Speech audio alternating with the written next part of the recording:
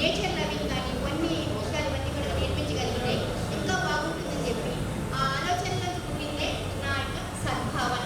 So ఆ పేరులోనే ఉన్న మీకు సద్భావన అనే పేరులోనే పిల్లలకి మంచి భావాలని కలిగించేటట్టుగా వాళ్ళని ఆ హ్యాబిట్స్ ఫార్మింగ్ అనేది అన్ని కూడా చేయడం అనే ఉద్దేశంతో ఎవ్రీ సండే యాక్టివిటీస్ ఉంటాయండి 10:30 నుంచి 12:30 వరకు.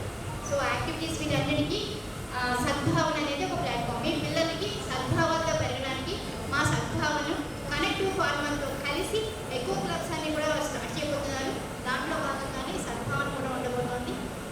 సో అందరికీ స్వాగతం సుస్వాగతం. ఇప్పుడు లక్ష్మీనారాయణ గారిని